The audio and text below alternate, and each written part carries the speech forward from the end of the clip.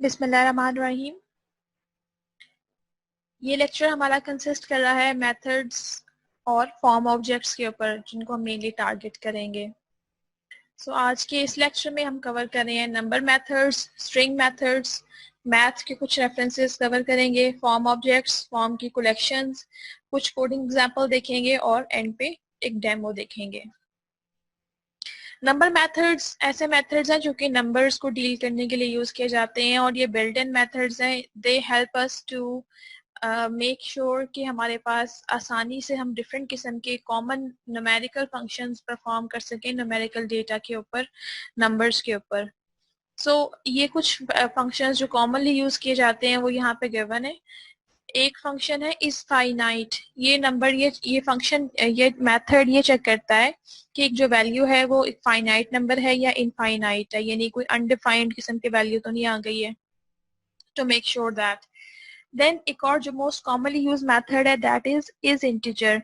एक जो value given, इसके अंदर आप कोई अगर आर्गुमेंट पास करेंगे तो वो ये चेक करेगा कि वैल्यू जो है वो इंटीजर है या नहीं है, और ट्रू या फॉल्स की फॉर्म में आपको आंसर रिटर्न कर देगा इसका।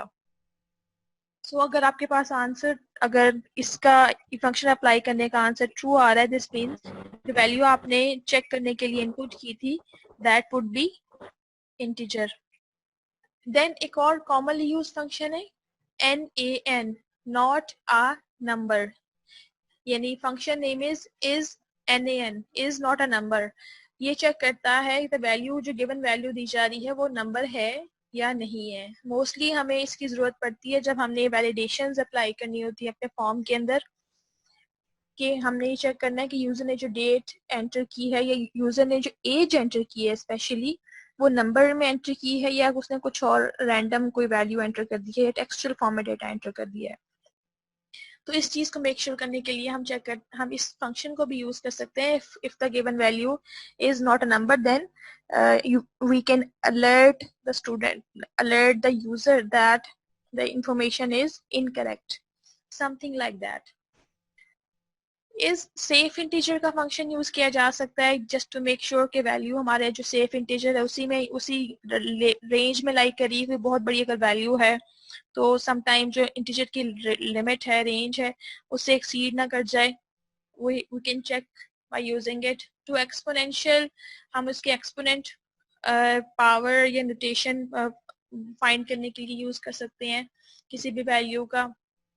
टू फिक्स का फंक्शन यूज किया जा सकता है कि आपका जो नंबर है वो आफ्टर डेसिमल कितने आपको वैल्यूज नजर आने चाहिए, लाइक 4.67982।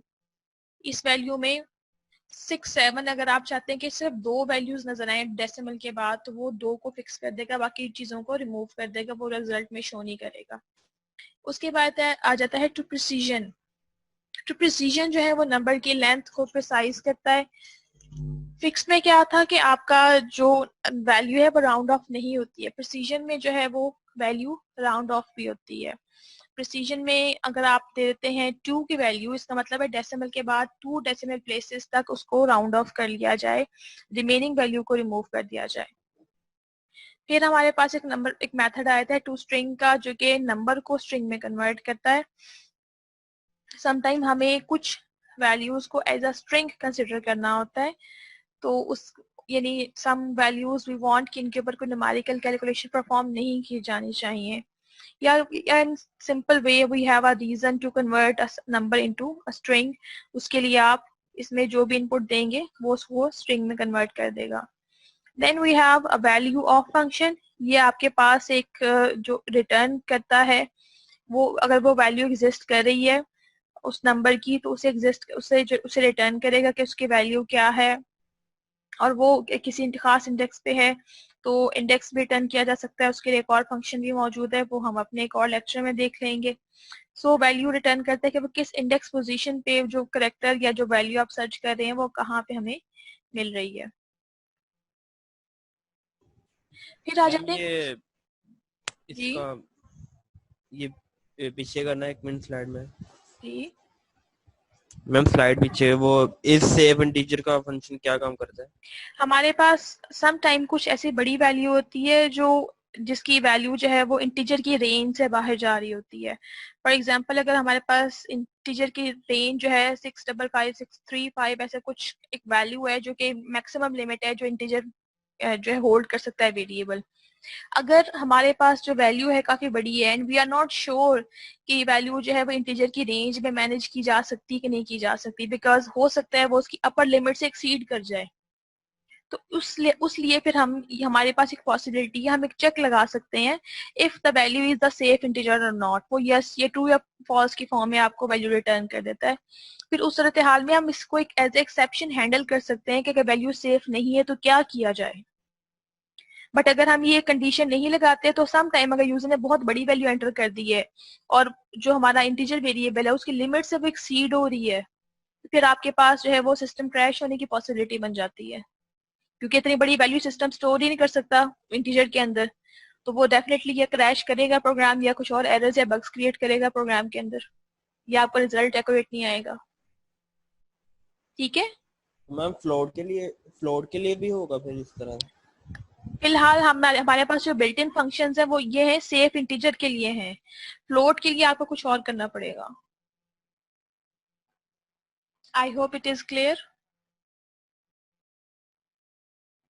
ये हमारे पास कुछ है string methods, built in string methods मौजूद हैं जो कि स्ट्रिंग डेटा को मैनिपुलेट करने के लिए यूज किए जा सकते हैं।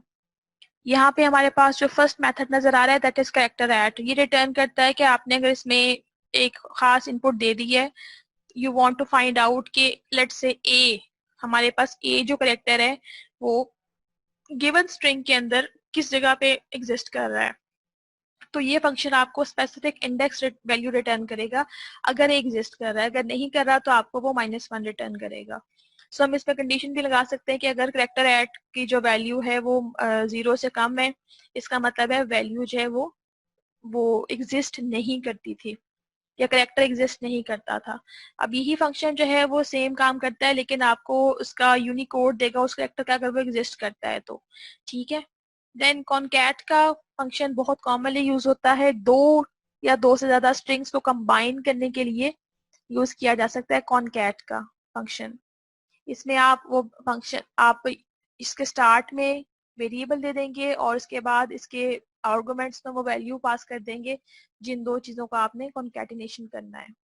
इंडेक्स ऑफ का फंक्शन यूज किया जाता है again just like the character at that return the index of the calling object, जहाँ पे हमारे उसे फर्स्ट अक्रेंस मिलेगी, जहाँ पे उसको अगर वैल्यू एग्जिस्ट कर रही है जिसको आपने कहा इंडेक्स ऑफ ए फाइंड करें, अगर ए वैल्यू एग्जिस्ट करती है और अगर बार बार मल्टीपल जगह पे एग्जिस्ट करती है जो फर्स्ट वैल्यू से मिलेगी, अगर वो 7th लोकेशन पे है, 8th लोकेशन पे है, 9th लोकेशन पे है, तो वो वैल्यू आपको रिटर्न कर देगा। अगर वैल्यू एग्जिस्ट नहीं करती तो क्या रिटर्न करेगा? -1। इस तरह से समटाइम हमें लास्ट इंडेक्स की जरूरत पड़ती है, हमें कंसर्न ये होता है कि ये जो वैल्यू थी लास्ट हमारे पास किस जगह पे आ रही है।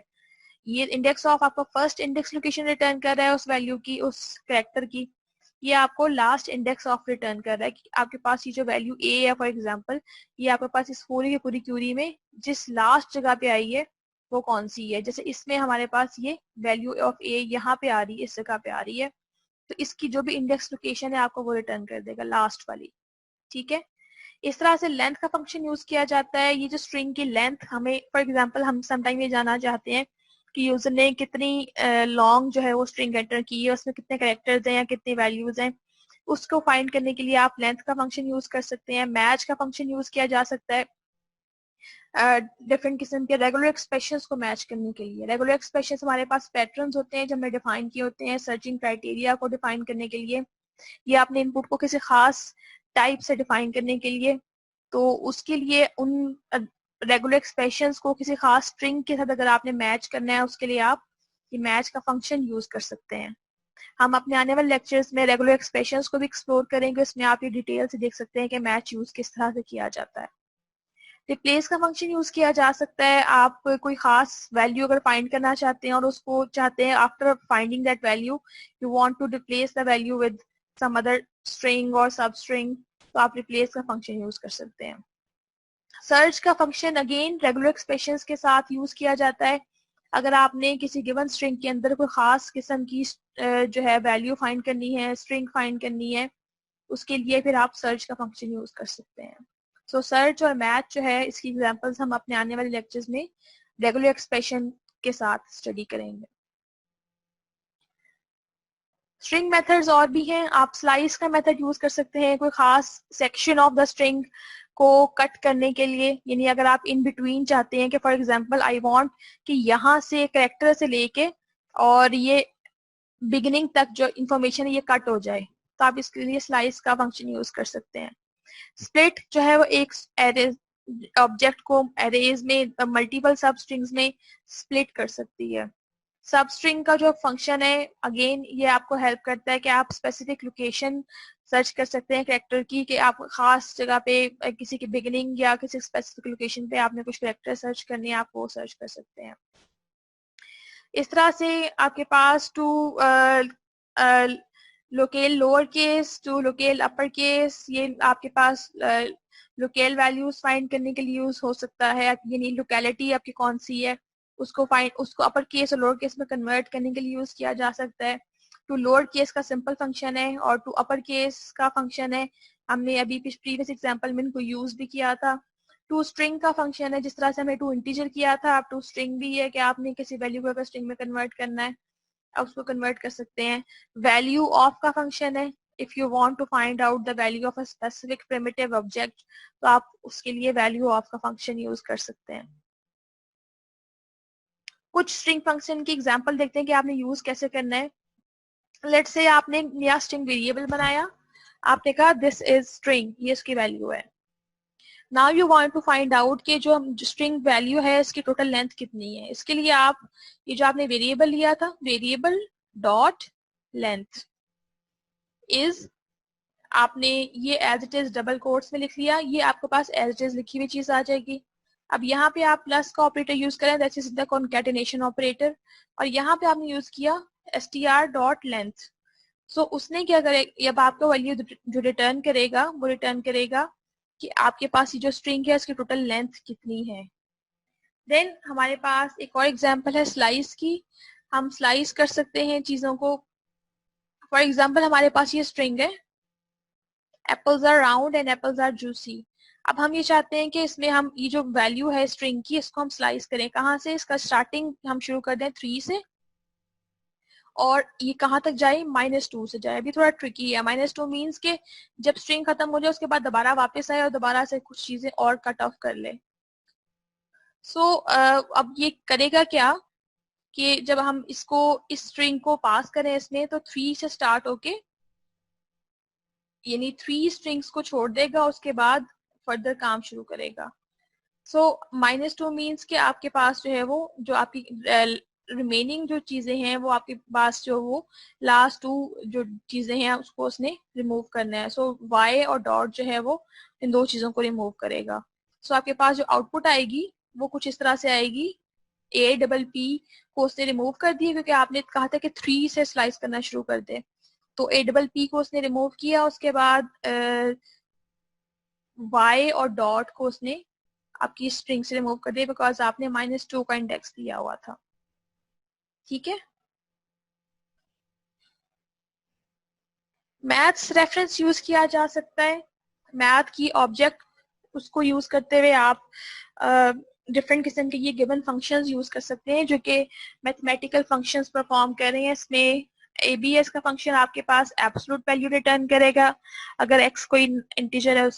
एब्सोल्यूट मीन्स अगर वैल्यू नेगेटिव में भी आ रही है तो वो उसको नेगेटिव साइन को इग्नोर करके नॉर्मल वैल्यू आपको शो करेगा, लाइक -20 जो है वो 20 के फॉर्म में शो हो जाएगी। ये कुछ आपके पास ट्रिग्नोमेट्रिक फंक्शन है, एक कॉस थीटा, यहाँ पे आप थीटा की वैल्यू इनपुट कर देंगे रेडियन एंगल फाइंड करने में के लिए, और एक कॉस h हाइपरबोलिक फंक्शन भी कैलकुलेट कर सकते हैं, a sine theta, a sine h, a tan h।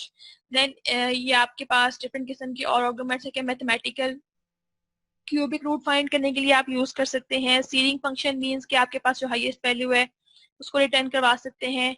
Cos का नॉर्मल फंक्शन है, कॉस h का हाइपरबोलिक फंक्शन है कोसाइन का। देन फर्दर एक्सपोनेंट की वैल्यू फाइंड की जा सकती है, फ्लोर फंक्शन है, लॉगरिथमिक फंक्शन आप फाइंड कर सकते हैं with the base of e।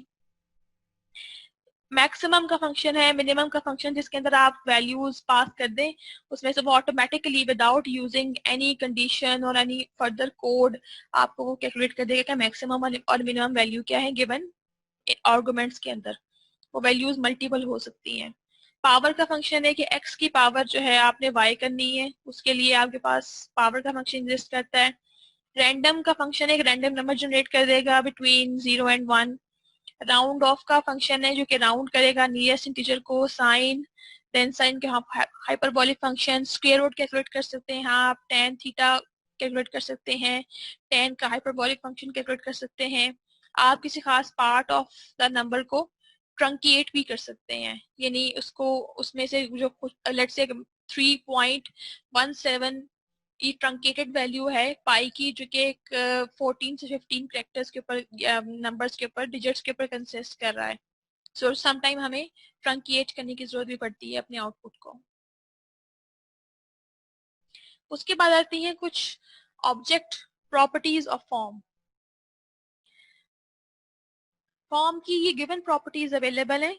Form के ऊपर हम एक्शन ले सकते हैं कि एक्शन का एट्रीब्यूट क्या होना चाहिए। हम इसकी जो ऑब्जेक्ट है ये सेट कर सकते हैं कि it should be auto complete. ये रिटर्न करता है कि फॉर्म एट्रीब्यूट जो है वो ऑटो कंप्लीट पे सेट है या नहीं सेट है। इनकेप्शन की टाइप डिफाइन की जा सकती है, उसकी लेंथ डिफाइन की जा सकती है कि फॉर्म हमें जो रिटर्न टाइप आए वो फॉर्म की लेंथ कितनी है, मीन्स के फॉर्म के अंदर कितने इनपुट फील्ड या टेक्स्ट एलिमेंट्स जो है वो ऐड हुए हुए हैं।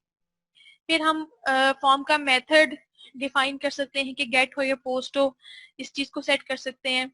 फॉर्म का नेम डिफाइन कर सकते हैं। हम ये भी डिफाइन कर सकते हैं कि उसको वैलिडेट किया जाना चाहिए ऑन द समेशन या हमें वैलिडेशन की जरूरत नहीं है। हम इसका टारगेट डिफाइन कर सकते हैं कि टारगेट एट्रीब्यूट क्या होना चाहिए फॉर्म का, कि ये नई विंडो में ओपन हो या कहाँ पे ओपन हो। ये तमाम हमारे पास फॉर्म ऑब्जेक्ट्स हैं। कुछ और इसकी प्रॉपर्टीज भी आई थी, जैसे हमने कहा था फॉर्म को हम नेम असाइन कर सकते हैं, यहाँ पे हमने नेम असाइन कर दिया। और ये प्रॉपर्टी जो है इसको हम फर्दर इस तरह से भी यूज कर सकते हैं कि हमने let's say we want to know कि फॉर्म का नेम क्या होगा जो फॉर्म जिसमें यूजर काम कर रहा है। तो क्योंकि हमने यहाँ पे माई फॉर्म लिखा है, तो अगर आप इसको इस तरह से एंटर करते हैं तो आपके पास फॉर्म की नेम की वैल्यू भी आ सकती है। फॉर्म की फर्दर कुछ और प्रॉपर्टीज हमने कहा था कि मेथड भी हो सकता है, तो आप मेथड को इस तरह से डिफाइन कर सकते हैं। और अगर आप मेथड एक्सेस करना चाहते हैं कि हाउ टू गेट कि हमारे पास मेथड किस टाइप का है, तो उसके लिए आप ये इस फॉर्म में कोड लिख सकते हैं। देन लेंथ की जो मैम ये ब्रैकेट जी मैम सॉरी, ब्रैकेट में 2 लिखा हुआ है, फॉर्म्स के आगे ब्रैकेट में 2 लिखा हुआ है, ये किस लिए लिखा हुआ है? ये हमारे पास फॉर्म के इंडेक्स है कि हमारे पास लेट्स से फॉर्म के जो सेकंड इंडेक्स है, फॉर्म के अंदर हमारे पास कितने एलिमेंट्स डाले हुए हैं वो उसका इंडेक्स लोकेशन है उस एलिमेंट की। हम सेकंड लोकेशन की बात कर रहे हैं। अभी हम एग्जांपल देखते हैं, ठीक मैं है। आपको उसमें ज्यादा क्लियर भी समझ आ जाएगा। फॉर एग्जांपल फॉर्म के अंदर हमारे पास 5 एलिमेंट्स हैं, यानी 5 इनपुट फील्ड्स हैं, उसमें बटन्स भी लगे हुए हैं और भी चीजें लगी हुई हैं। तो आप जो है वो सेकंड लोकेशन पे जो चीज है फॉर्म का जो भी एलिमेंट है आप उसकी बात करें कि उसका मेथड कौन सा है।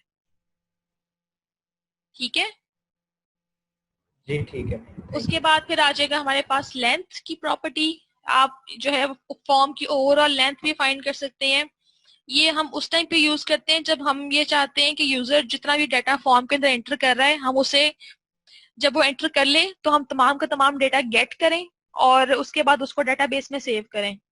अब ये क्योंकि हमें नहीं पता फॉर्म में कितने एलिमेंट्स हैं, 10 हैं, 15 हैं, यानी कितने इनपुट फील्ड्स हैं, चेक बॉक्स कितने हैं, ये सब कुछ कितने हैं, तो हम ये कंडीशन लगा सकते हैं कि फॉर्म की लेंथ को फॉलो करो।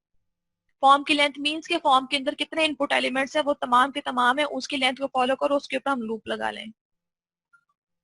ठीक है, किया जा सकता है। फॉर्म की ऑब्जेक्ट कलेक्शन जो है उसमें जो चीज आ जाती है वो एलिमेंट्स आ जाते हैं। हम एलिमेंट्स को फाइंड आउट कर सकते हैं कि स्पेसिफिक एलिमेंट्स एक फॉर्म के अंदर कितने मौजूद हैं। ये हमारे पास यूज होती है ऑब्जेक्ट कलेक्शन है फॉर्म की, एलिमेंट्स। अब अगर यहाँ पे हम पीस ऑफ कोड देखें, what we are doing is हम कह रहे हैं कि एलिमेंट जो है वो फॉर्म का एलिमेंट गेट करें। हमने एक फॉर्म बनाया था माई फॉर्म, उसमें हमने कहा इस एलिमेंट इस आईडी पे जाएं, इसके एलिमेंट्स देखें और एलिमेंट्स की लेंथ फाइंड आउट करें। ठीक है। एलिमेंट्स क्या है हमारे पास, एक कलेक्शन है, ऑब्जेक्ट कलेक्शन है फॉर्म की, जो फॉर्म से रिलेट करती है, बिकॉज फॉर्म इटसेल्फ जो है वो इट कंटेन मल्टीपल एलिमेंट्स। तो जो मल्टीपल एलिमेंट्स हैं उनको अगर हमें एक्सेस करना है और अगर हमें उसकी लेंथ फाइंड करनी है तो हम इस तरह से कोड को थोड़ा सा चेंज कर लेंगे। और फिर हम यहाँ पे बता रहे हैं कि किसी खास जगह पे जाके डेमो पे जाके लिख दें कि हमने कितने एलिमेंट्स फाउंड किए, यानी फॉर्म जो है उसकी टोटल लेंथ कितनी है। तो ये जो कोड आपको नजर आ रहा है यहाँ पे, it will help you to find out the length of the form. ठीक है, ये एलिमेंट्स जो है this is form object collection. So अगर आपका फॉर्म जो है वो, अगर आपका फॉर्म जो है वो इस फॉर्म में बना हुआ है, इसमें आपके पास ये इनपुट फील्ड्स हैं और ये बटन्स हैं, तो आपको जो है वो 1, 2 और 3, तो आपने हमारे, म्यूट कर लें अपनी आवाजें।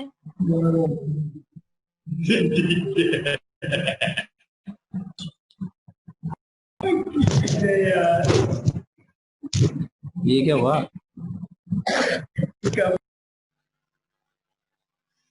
सो अगर हमारे पास ये इनपुट फील्ड्स 3 थे, एक हमारे, 2 हमारे पास टेक्स्ट फील्ड्स थे और एक हमारे पास बटन था, तो आपको ये बताएगा कि I have found 3 elements in the form.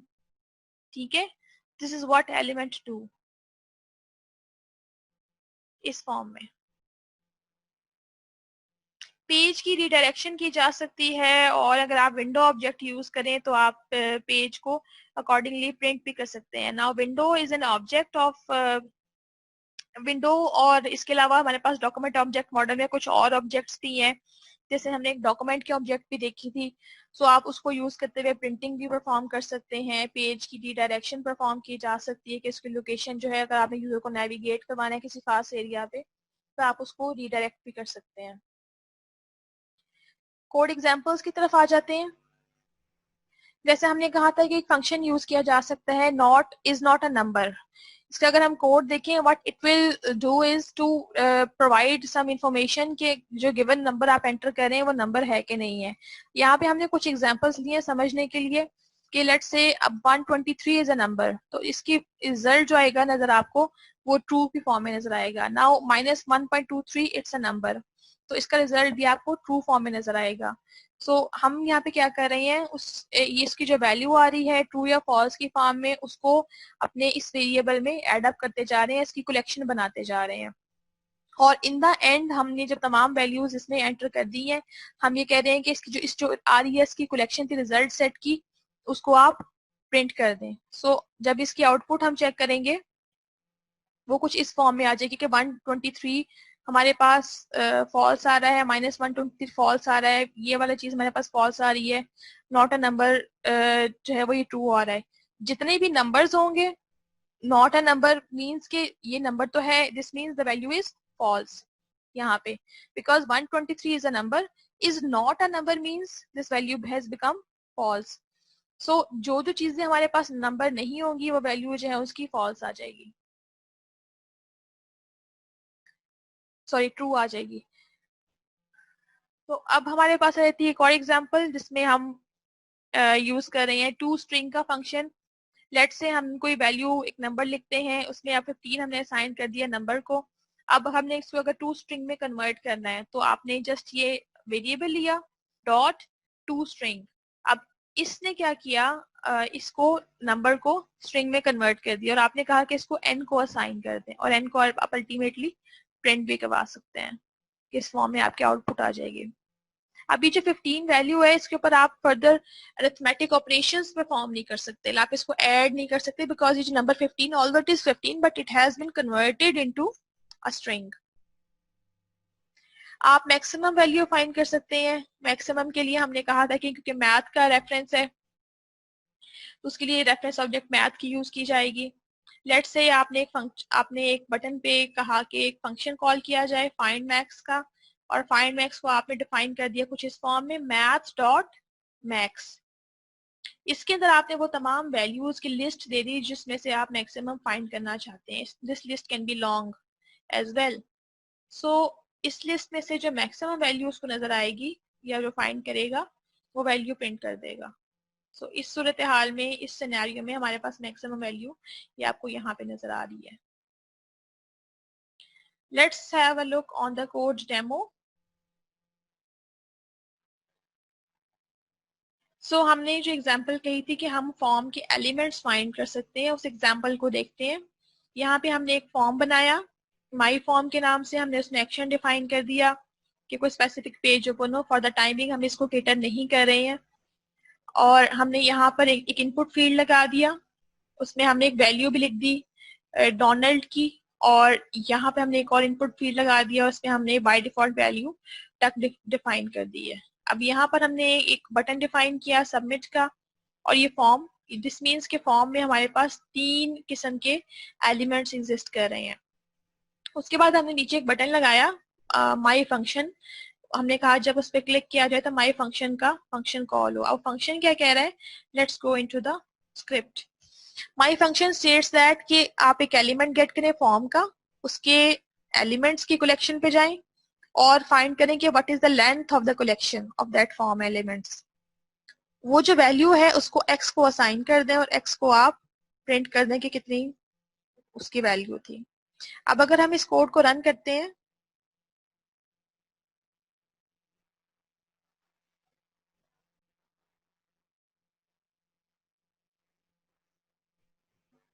कि इस फॉर्म में आपको फॉर्म नजर आ रहा है, इनपुट फील्ड नजर आ रहा है, ये नजर आ रहा है। अब हम जब ट्राई इट पे क्लिक करेंगे तो आपके पास वैल्यू आ गई कि we have found 3 elements in the form. उसने रन टाइम पे कैलकुलेट किया कि कितने एलिमेंट्स थे। अगर आप इसको एलिमेंट्स और ऐड कर देंगे तो इसका नंबर उसके अकॉर्डिंगली इंक्रीज हो जाएगा। So this is how you can find out the number of elements.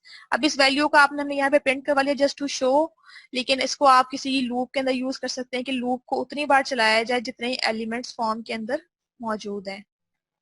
So this was the code demonstration. Any questions?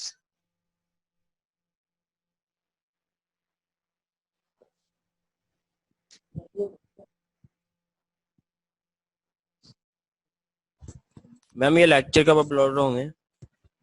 Lecture साथ साथ अपलोड होते हैं। ये जो 2 लेक्चर्स आपके लास्ट 2 हैं ये वीकेंड पे अपलोड हो जाएंगे इंशाल्लाह। इसके अलावा बाकी तमाम लेक्चर्स आपके अपलोडेड हैं। आप या चैनल पे चेक कर लें जाके, या अपने पोर्टल पे चेक कर लें, आपको लिंक मिल जाएंगे वहां से।